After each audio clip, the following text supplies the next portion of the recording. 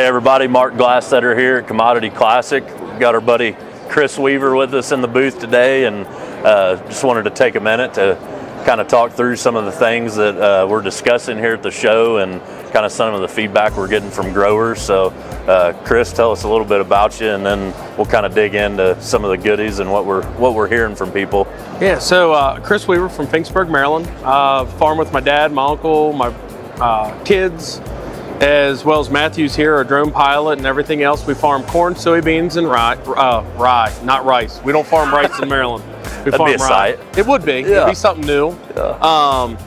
But yeah, I'm excited to be here. Sure. It's been a great 3 days. Yeah, great turnout. I was hearing record turnout, so a lot of people are eager to kind of get out there and I think really dive into some of the different opportunities out there. I mean, there's, no denying that this year is going to be a little bit tough, so we're getting a lot of feedback from growers, and I think really kind of reiterating the way we do business, which is, hey, let's start from the basics and kind of figure out what you need. I mean, what are you doing this year that's maybe a little bit different, and kind of coming up with a fertility plan and some of those decision making? So 2024 was really rough. Sure. We had 9 weeks of high heat, 9 weeks of drought. So we're sitting there and we're trying to really look back and go, okay, hey, we lost money last year. Right. All right, I'll be very factual. I give real numbers. We lost money because of the drought and everything else. So there's a couple things I'm going to talk about here because they're near and dear to my heart. So one of the things is with dealing with you guys here at Concept, let's start at the beginning. Right. All right, we don't farm a crop, we farm the soil. And I think a lot of us have gotten away from that in the last couple of years. Every time everybody hears from me, we talk Carbon RX, Sweet Success. I'm like a broken record for that. Gallons, not quarts. Gallons, not quarts, you're right. And if you know me, we're running gallons. Right. But we're feeding the soil. We're getting the microbes working. We're getting our biology kicking. Last year, one of the things I could take away was my corn wasn't wilting when my neighbors were. Sure. My beans are still thriving when my neighbors weren't. But you asked, what are we doing? Well, this is the important year to pull soil samples. Sure. Make sure you're going back and looking at your fertility, getting with a rep, and then pull tissue samples in season. The one thing we're doing is we're not uploading up front. We know that there's still fertility there from last year. What we're really going to do is we're going to sit back and we're going to do more foliar fertilization this year. Yep. We got the drone. We just bought an NDVI drone. I'm big in technology. How do we get ahead?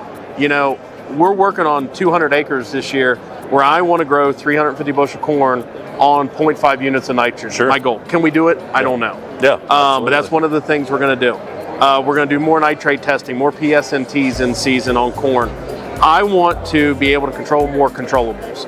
What I know is the last couple of years we front loaded so much, and then when a drought comes, that money's already gone. Sure. So one of the cool things was at the grower meeting with Concept this year, I heard about Steve's new program, the CA Finance program. Yep. So that MVP takes program. the MVP. Yeah, so it took some product. I get to send some product back if I don't use it, but then there's the hedge part. Sure. And it's more than just hedging. I mean, Right. I've talked to Steve. So now I'm actually being able to take some risk on the marketing side, and that takes some pressure off of me as well. Last year being part of that put an additional $35,000 back towards us. Sure. When we're having a bad year. Game changer, man. And I was skeptical. So what we were really able to do this year is we enrolled all of our acres, 100%, all in. So we're going to go smaller. You don't want to go out in 2025 and tell guys we don't know where the final price is on crops. Hey, let's go out and try to grow 150 bushel beans. Yeah, we're still shooting for 200 bushel. That's great. We're still shooting for 400 bushel corn. That's wonderful. Yep. But we also have to be profitable. So by doing so, we've gone back the last 5 years, and we're really just focused on the soil.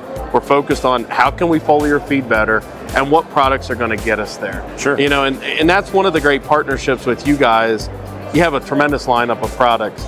We can sit there, you got a catalog full of them. There's not one product that I can say, hey, I'm only going to use this. Right. So we're going to use a multiple of products, but smaller applications, going in and paying more attention to what needs to be done with the plant this year. Yeah, absolutely. I mean, that's what we're hearing from everybody here at the show. And, I think it's easy to kind of get caught up in the markets and be like, man, it's down again. But I think you kind of got to go back to the basics like you talked about and really pinpoint the things that are being profitable for you. I mean, the first reaction is to always just yank everything back, right? We got to cut it out. We got to cut. But one thing in low commodity prices, you got to have yield too. So Correct. it's kind of a double-edged sword there. But I think a lot of the things you're talking about, that aren't necessarily certain products, but maybe certain opportunities that we've got with a couple of our programs that are really mitigating risk, at the end of the day. So go back and look at your soil sample. If you got a pH of 5.6, well, hey,